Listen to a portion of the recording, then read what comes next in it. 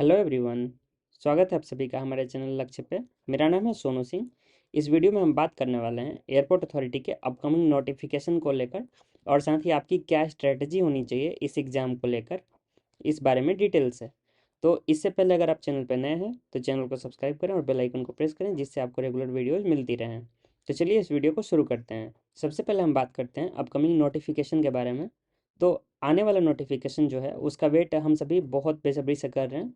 लेकिन इनमें सबसे ज़्यादा कंसर्न वो लोग होंगे जिनका एज जो है वो पूरा होने वाला है, यानी एज के बाउंड्री लाइन पे है। तो उनका कंसर्न ये होगा कब आएगा नोटिफिकेशन, तो एलिजिबल होंगे या नहीं होंगे। तो उनके लिए जेन्युइन कंसर्न है, लेकिन इस बारे में हम कुछ नहीं कर सकते हैं। जब नोटिफिकेशन आएगा तो आएगा।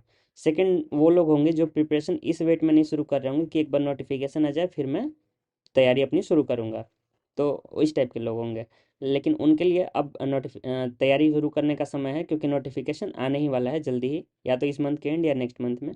क्योंकि आपको पता होगा एयरपोर्ट जो है वो तेज़ी से एक्सपेंड कर रहे हैं हमारे पूरे कंट्री में, और जहाँ भी एयरपोर्ट जाएंगे वहाँ पे उनको वर्कफोर्स की रिक्वायरमेंट होगी। तो इसके लिए वो लोग भी अपने तरफ से पूरा सजग हैं और रिक्रूटमेंट के लिए तैयारी कर रहे हैं। जो हमारा पिछला बैच था वो भी ज्वाइन कर चुका है, यानी कि उनका प्रोसेस कंप्लीट है, मतलब वो लोग फ्री हैं एक नए रिक्रूटमेंट साइकिल के लिए। तो इन सब अगर आप चीज़ों को मिलाएं तो आपको समझ में आएगा कि रिक्रूटमेंट जो है वो जल्दी ही होगी, जल्दी नोटिफिकेशन आएगी। तो बेटर होगा कि हम अपने प्रिपरेशन पे फोकस करें। नेक्स्ट हम बात करते हैं स्ट्रेटजी के बारे में। तो देखिए, स्ट्रेटजी पे जाने से पहले मैं आपसे बात करूंगा कोर्सेज़ के बारे में। क्योंकि देखिए मार्केट में बहुत सारी कोर्सेज़ अवेलेबल हैं। तो मैं एक बात क्लियर करना चाहूँगा आपको कि कोर्सेज़ से कोई सिलेक्शन नहीं होता है, सिलेक्शन आपके मेहनत से होता है। आप कोर्स लो ना लो, ये बहुत छोटा सा फैक्टर है। आप अगर अच्छे से पढ़ रहे हो तो आपका सिलेक्शन होगा, वो कोई नहीं रोक सकता है। तो यहाँ पे जो मार्केट में कोर्सेज अवेलेबल हैं, आपको लगता है कि कोर्स ले लेने से मेरा सिलेक्शन हो जाए, तो आप बिल्कुल गलत हो। कोर्स लेने से थोड़ा हेल्प मिल सकता है, लेकिन कोर्सेज भी उस लेवल की नहीं है जिनके लिए आप पे करो। तो मैं नेक्स्ट बात करूँगा कि आप कहाँ से पढ़ो फिर। तो अगर आप कोई नीट का कोर्स फॉलो करते हो, वन शॉट वगैरह नीट के फॉलो करते हो, तो दिक्कत आपको ये आएगी कि वो लोग बहुत सारी एनसीईआरटी की चीज़ें नीट के सिलेबस में जो नहीं है वो कवर नहीं होंगी। आपका बहुत सारा चीज़ छूट जाएगा।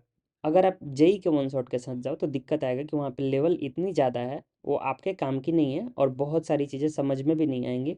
स्पेशली अगर आपने जेई के लिए कभी प्रिपेयर नहीं किया है तो आप आधी चीज़ें समझ ही नहीं पाओगे कि कैसे हो रहा है, क्योंकि वहाँ पे वो लोग बेसिक्स पे ज़्यादा फोकस करते हैं। और इस एग्ज़ाम में एक चीज़ मैं आपको क्लियर कर दूँ, बेसिक्स से ज़्यादा आपको फॉर्मूला पे रिलाई करना होगा, क्योंकि आपको एक क्वेश्चन के लिए 1 मिनट मिलेगा। और 1 मिनट में अगर आप फॉर्मूलाज में वैल्यू डाल के कैलकुलेट करो, वो भी बड़ी बात है, वो आप अच्छे से कर सकते हो। लेकिन अगर आप बेसिक्स के थ्रू सोचोगे सॉल्व करना, तो यहाँ पे दिक्कत होगी। बेसिक समझना ज़रूरी है, क्योंकि कुछ क्वेश्चंस डायरेक्ट आ जाएंगे बेसिक से या फिर उसके थ्योरी से। तो उसके लिए बेसिक ज़रूरी है, लेकिन एक क्वेश्चन बनाने के लिए बेसिक ज़रूरी नहीं है। तो ये चीज़ आपको ध्यान रखना है, आपको फॉर्मूला थोड़ा याद करना होगा अगर आपको अच्छे मार्क्स लाने हैं तो ये रही हमारी एग्जाम को लेकर स्ट्रेटजी। नेक्स्ट हम बात करते हैं इंडिविजुअल सब्जेक्ट वाइज आपका फोकस कैसे क्या होना चाहिए। तो देखिए, सबसे पहले बात करते हैं फिजिक्स की। तो फिजिक्स में आपको चैप्टर वाइज अच्छे से करना है और प्रैक्टिस ज़्यादा से ज़्यादा करनी है, फॉर्मूला सारे याद करने हैं। सेम चीज़ आपको मैथ्स में करनी है, मैथ्स में भी आपको क्वेश्चन प्रैक्टिस करना है, जिससे आपकी स्पीड बढ़े और आप एक एक मिनट में क्वेश्चन सॉल्व कर पाओ। क्योंकि आपको वहाँ पे थोड़ी बड़ी क्वेश्चंस भी मिलेंगी, जैसे डिटर्मिनेंट वगैरह का वैल्यू निकालोगे, या फिर कोई क्वेश्चन मान लो इक्वेशन ही सॉल्व करना है, तो वहाँ पे थोड़ी सी टाइम किसी क्वेश्चन में ज़्यादा भी लगे तो आप उसको मैनेज कर पाओ। नेक्स्ट जब हम ये 60 मार्क्स कवर कर रहे हैं तो उसके बाद हमारा नेक्स्ट 50 मार्क्स जो है क्वांट रीजनिंग इंग्लिश, उस पर आपको मेहनत करना है, क्योंकि वो आपको इजीली अचीवेबल है, वो आपको अच्छे मार्क्स दिलाएंगे। लेकिन जो लास्ट के हमारे 10 मार्क्स हैं उस पर ज़्यादा परेशान नहीं होना है, क्योंकि वो जो मार्क्स हैं वो किसी को नहीं पता। 10 क्वेश्चन रैंडमली रैंडम बॉम्ब होंगे, वो कहीं से भी आके टपक जाएंगे। तो आप उसके लिए उस 10 क्वेश्चन के लिए पूरा जी के जीएस तो कवर करने जाओगे नहीं। मान लो आप पूरा सब कुछ पढ़ लो, वो लोग पूछ दें युगांडा का प्राइम मिनिस्टर कौन है, तो फिर ऐसे केस में दिक्कत है कि जो आपका जितना आप मेहनत करोगे उसके कंपैरिजन में जो आपको बेनिफिट मिल रहा है उधर से वो बहुत कम है। तो वहाँ पे इन्वेस्टमेंट लास्ट के टाइम में आप थोड़ा बहुत, आपको जब सुबह से टाइम मिल रहा है, आधा घंटा 20 मिनट ऐसे करके आप थोड़ा बहुत करंट अफेयर्स इधर उधर से देख लो। लेकिन 10 क्वेश्चन के लिए मुझे लगता है कि अगर आप नॉर्मली प्रिपेयर नहीं भी करो तो भी आप अगर ऐसे तुक्का भी लगाते हो तो दो चार सही हो जाएंगे, निगेटिव मार्किंग है नहीं। तो उसके जगह पे आप वो अपना एफर्ट और टाइम बचा के उसको लगाओ क्वांट रीजनिंग इंग्लिश साइड में, और साथ ही मैथ्स और फिजिक्स हमारा जो पोर्शन है उधर पे मेहनत ज़्यादा करो। तो अगर आप ये 110 मार्क्स जो हैं इनमें आप कमांड अच्छे से अपना कर लेते हो, इनमें अच्छा स्कोर करते हो, तो फिर आपका उधर का जो होगा वो बोनस होगा, वो आपको बेसिकली ज़्यादा अच्छा और परफॉर्म करने में बेटर हेल्प करेगा। तो ये रहा हमारा स्ट्रेटेजी से एग्जाम को लेकर पार्टिकुलरली। नेक्स्ट हम बात करते हैं कि इस चैनल पे आपको क्या हेल्प मिलने वाली है। तो यहाँ पे आपको कंप्लीट सिलेबस का रिवीजन मिलेगा, फिजिक्स, और मैं ट्राई करूँगा कि मैथ्स का भी कराऊँ। फिजिक्स तो आपको पूरा सिलेबस का कंप्लीट रिवीजन वीडियोस मिल जाएंगे।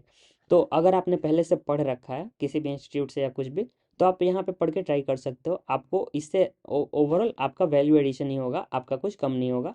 और इसमें आप बहुत कम टाइम में प्रिसाइजली कंटेंट को कवर कर पाओगे। सारे जो इंपॉर्टेंट फार्मूलाज हैं, जो हो सकता है बहुत सारे छूट गए हों आपके प्रिपेयर करने टाइम में, वो आपको यहाँ पे रिकॉल हो जाएंगे। नेक्स्ट, जो लोग प्रिपेयर बिल्कुल नहीं किए हैं उनके लिए भी ये वीडियोज़ हेल्पफुल होंगी, क्योंकि अगर ये वीडियोज़ फॉलो करके वो नॉर्मली याद भी कर लेते हैं, अगर फॉर्मूला जो भी बताए जा रहे हैं उनको याद कर लेते हैं, अप्लाई करना सीख जाते हैं वीडियोज़ में देख देख के, तो भी वो लोग अच्छा स्कोर कर पाएंगे।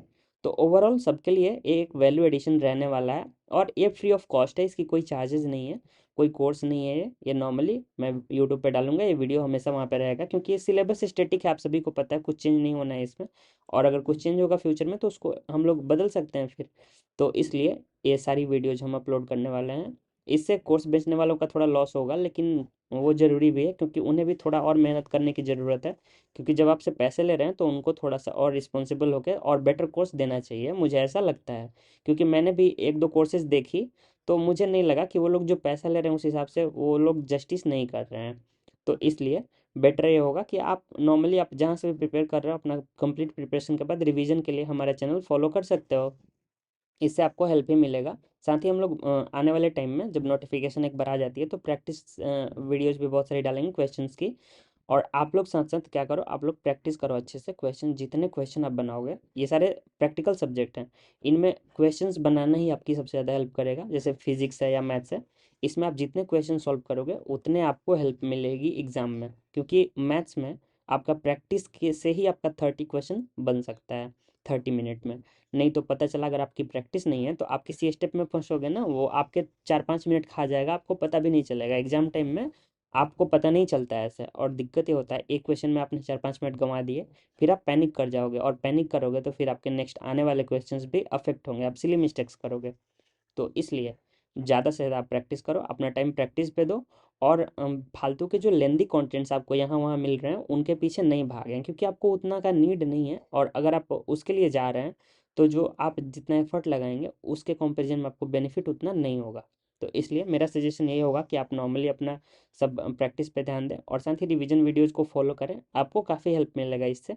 इससे बाहर कुछ नहीं जाएगा ऐसा मैं नहीं बोलूँगा, वो तो कुछ बाउंडेड सिलेबस उन्होंने दिया नहीं है, तो फिर इसमें हम लोग कुछ नहीं बोल सकते हैं। वो लोग क्या पूछ सकते हैं, लेकिन जितना पूछते हैं जो प्रीवियस ईयर्स हैं उनके टोटल एनालिसिस के हिसाब से हम लोग लगभग हर चीज़ कवर कर लेंगे। तो चलिए, इन सब बातों के साथ इस वीडियो को ख़त्म करते हैं, और हम मिलते हैं आपसे नए चैप्टर के साथ। तो थैंक यू।